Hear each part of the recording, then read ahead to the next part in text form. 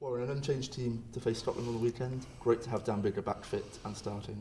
Yeah, no, it was, if you saw him after the game and in a boot and on crutches, gone away for a scan, I think the early prognosis without the scan was, the physios thought, perhaps 3 to 5 weeks. So to see that he's recovered like that, he's had a bit of jip from the players in terms of, boys have been calling him Lazarus and wanting his match day fee to go into the pot as a fine. But no, it's good that he's recovered, and yeah, he really struggled in that sort of first 20 minutes last week. Got it right, the not right on kick-off, right at the start of the game, and got through to 20 minutes before we had to replace him.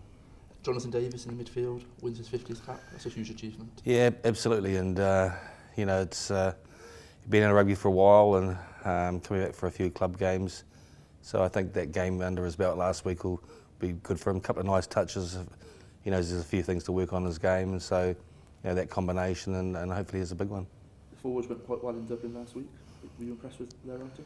Yeah, I thought I think we made a lot of the way we started that first 20 minutes, and to be honest, Ireland made it quite difficult for us because they had a lot of just sort of one-off runners off 9 and just played very close targets and just kept turning the ball over, and that was quite difficult for us to defend, and they got a bit of momentum from that. We were much better in the second half. If you look at the stats in the game, I think between the two teams there was something like over 300 tackles and 300 rucks or something like that. So, a huge amount, at the breakdown in the contact area.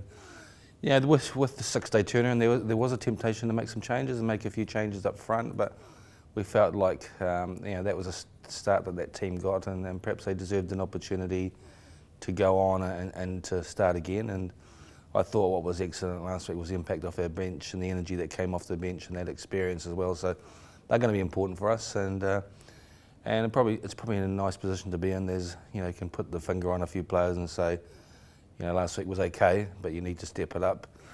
Emotionally, we need to start a bit better. We need to be pretty fired up for home because Scotland are going to really come at us, and so that start's going to be important. And that team that takes the field again have got to start a bit better than we did last week. And finally, just one change on the bench. Gareth Anscombe is named at number 23. Can you talk us through that selection? Yeah, well, look, Gareth starting last week, and then Liam's come in, so it's a pretty tough call, isn't it? In terms of you're starting 1 week, you get pulled out the day before kick-off because you've got a tight hamstring. He's been training this week. He's probably in the back of his mind thinking, could have I started? I've never had any hamstring issues in the past, but didn't want to take the risk, and you miss out. So you got to really feel for the kid in terms of that. And so he's on the bench.